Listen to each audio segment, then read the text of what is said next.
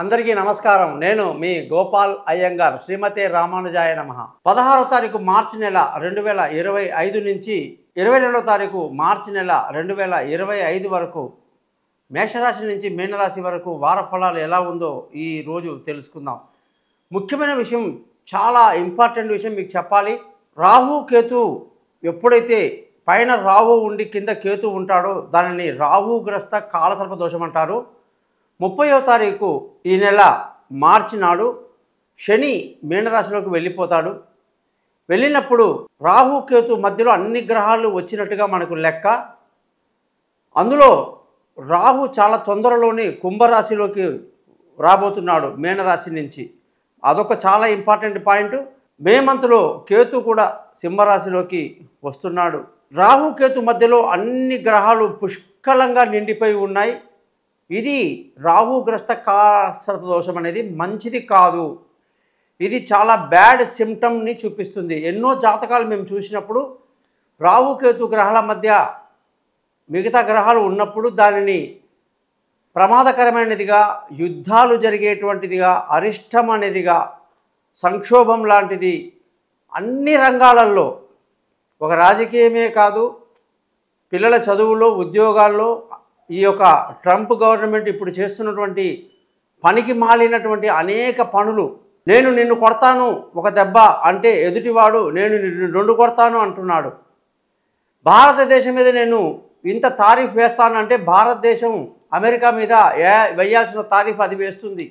China అలాగే ఉంది. అన్ని దేశాలు కూడా అమెరికాని ఒంటరిగా చేసే పరిస్థితి, ఆర్థికంగా సంక్షోభం లేవనెత్తే పరిస్థితి, అన్ని ధరలు కూడా ప్రియమయ్యేటువంటి అవకాశాలు, ఉద్యోగంలో సంక్షోభాలు, ప్రజల్లో ఆందోళన తెచ్చేటువంటి ట్రంప్ గవర్నమెంట్ తీసుకునే అనేక నిర్ణయాల వల్ల మొత్తం ప్రపంచానికే ఎఫెక్ట్ అయ్యే అవకాశాలు కూడా రాజకీయంగా ఉన్నాయి. ఆర్థిక ఇబ్బందులు, విద్యా అవకాశాల్లో దెబ్బలు, అనేక రకాలైనటువంటి పరిస్థితులు రాకుండా భగవంతుడు అందరినీ చల్లగా చూడాలి. ఇది రాహుకేతు మధ్యలో జరగబోయేటువంటి ఒక ప్రత్యేకమైనటువంటి విషయంగా మీకు ముందుగా తెలియజేస్తున్నాను. 30వ తారీఖు ఎప్పుడైతే శని మీనరాశిలోకి వెళ్ళిపోతున్నాడో అప్పుడు రాహు మెల్లమెల్లగా పూర్తిగా కిందికి వచ్చేస్తున్నాడు కుంభరాశిలోకి. దానివల్ల పూర్తి ప్రతిష్టంభన ఏర్పడకుండా మరి మిగతా ఎన్ని గ్రహాలన్నా ఈ రాహుకేతుని దాటుకుని వచ్చేస్తున్నాయా అని చూస్తే కుజుడు మిథున రాశిలోనే అలాగే ఉండిపోయాడు. గురువు 15వ తారీఖు నాడు మిథున రాశిలోకి వెళ్తున్నాడు, అది కూడా లోపలే ఉంటున్నాడు రాహుకేతు మధ్యలో. సూర్యుడు ఇప్పుడే కుంభరాశిలోకి ఈ వారం వచ్చాడు ఈరోజు. మరి కుంభరాశిలో సూర్యుడు ఒక నెల, మేషంలో ఒక నెల, వృషభంలో ఒక నెల, మిథునము కర్కాటకం అనేసరికి 6 నెలలు ఇక్కడే అయిపోయింది.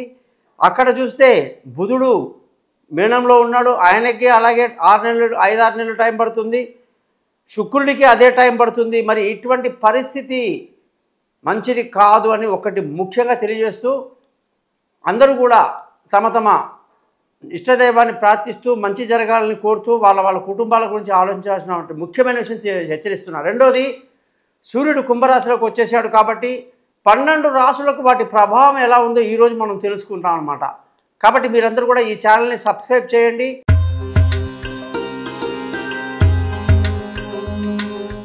కుంభరాశి వాళ్ళందరికీ కూడా 16వ తారీఖు మార్చి 2025 నుంచి 22వ తారీఖు మార్చి 2020 వరకు వారఫలం ఎలా ఉందో ఈరోజు చూద్దాం.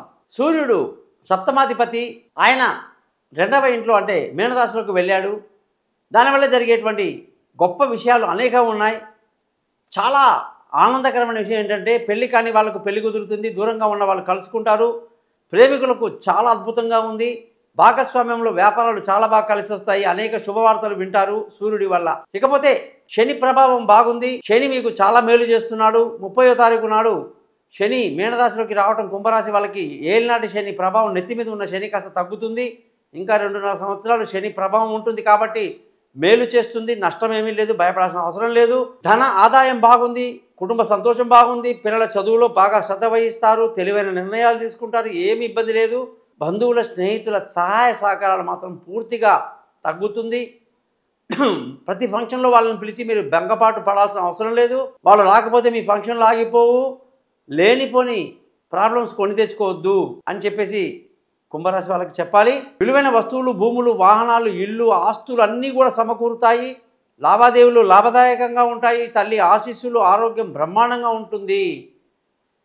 పిల్లల చదువులో గొప్ప గుర్తింపు, దూర ప్రయాణాల్లో సుఖమైన ప్రయాణం, విదేశీ యానాలు అనుకూలంగా ఉండడం, అనుకున్న చదువులు, అనుకున్న కాలేజీలో విదేశాల్లో సీట్లు దొరకటం అద్భుతంగా కలిసి వస్తుంది. ఆరోగ్యం పట్ల శ్రద్ధ వహించాలి. శత్రువుల మీద ఒక కన్నేసి ఉంచాలి. పార్ట్నర్షిప్లో వ్యాపారం చేసే వాళ్ళు జాగ్రత్తగా ఉండడం మంచిది. భార్యాభర్తల మధ్య చక్కటి సయోధ్య కలిగి చాలా బాగుంటారని చెప్పాను. అలాగే అదృష్టంగానే చూసుకుంటే అద్భుతంగా ఉంది. పట్టిందల్లా బంగారం అనాలి. తండ్రి పెద్దల ఆశీస్సులు, మామగారి ఆశీస్సులు అనేకంగా ఉన్నాయి. గురువు యొక్క ఆశీస్సులు బ్రహ్మాండంగా ఉంది కుంభరాశి వాళ్ళకి. కాబట్టి ధర్మ మార్గాన్ని పాటిస్తూ అదృష్టవంతులు అవుతారు. బ్రహ్మాండంగా ఉందని చెప్పాలి. ఉద్యోగం చేసే వాళ్ళందరికీ ఈ వారం ప్రమోషన్లు, ఇంక్రిమెంట్లు, పై అధికారుల ప్రశంసలు, కొత్త ఉద్యోగంలో అవకాశాలు, ఇంటర్వ్యూలు సక్సెస్ అవ్వటం, వీసాలు సమయానికి రావటం, అనేక శుభాలు జరుగుతాయని చెప్పేసి ఖచ్చితంగా చెప్పచ్చు. వ్యాపారం చేసే వాళ్ళందరికీ వ్యాపారంలో ఈ వారం అంతా మంచి లాభాలు బాగా కనిపిస్తున్నాయి. కొత్త ఉద్యోగం, వ్యాపారంలో మీరు ముందుకెళ్తారు. వ్యాపారంలో లాభాల వల్ల కుటుంబంలో సంతోషం కూడా చాలా బాగుందని చెప్పేసి కరెక్ట్గా చెప్పచ్చు. ఖర్చుల విషయంలో ఖర్చులు అధికంగా ఉండే అవకాశాలు లేకపోలేదు. కుంభరాశి వాళ్ళందరికీ కూడా ఏలినాడు శని తగ్గే మంచి రోజులు. అలాగే అన్ని గ్రహాలు కూడా కొంత అనుకూలంగానే ఉన్నాయి, ఇబ్బంది ఏం లేదు. మీరందరూ కూడా మీ జాతకంలో ఉన్నటువంటి దశ, అంతర్దశ ఎలా ఉంది తెలుసుకోవాలి. మీ లగ్నము, నక్షత్రము, రాశిని బట్టి చెప్పడం జరుగుతుంది. మీ date of birth, time of birth, place of birth పంపిస్తే 50 పేజీల జాతకం రెడీ చేసి మీతో 15 నిమిషాలు రికార్డ్ చేసి 50 పేజీల జాతకాన్ని PDF చేసిన దాన్ని మీకు మెయిల్ చేయడం జరుగుతుంది. ఎక్కడా ఇబ్బంది లేదు. ప్రతి ఒక్కళ్ళు కూడా శని మంత్రాన్ని 19 సార్లు చదువుకోవటం, వెంకటేశ్వర స్వామి గుడికి కానీ, ఆంజనేయ స్వామి గుడి, శివాలయానికి కానీ మీకు నచ్చినట్టుగా వెళ్ళి అక్కడ శని యొక్క విగ్రహం దగ్గరికి వెళ్ళి చక్కగా 19 సార్లు ప్రదక్షిణ చేస్తూ నువ్వుల నూనెతో దీపం పెట్టడం, నల్ల నువ్వులు ఒక స్పూను పాదాల దగ్గర పొట్టంలో పెట్టడం, ఒక హైబ్రిడ్ బ్లూ కలర్ పువ్వుని కాళ్ళ కింద పెట్టడం, ధూపదీపాలతో అలంకరించి శనిగ్రహానికి ప్రదక్షిణ చేసి దండం పెట్టుకొని వెళ్ళడం చాలా మంచిది. జాతకపరంగా నన్ను కాంటాక్ట్ చేస్తారని, ఈ ఛానల్ని సబ్స్క్రైబ్ చేస్తారని ఆశిస్తూ మీ గోపాలయ్య గారు.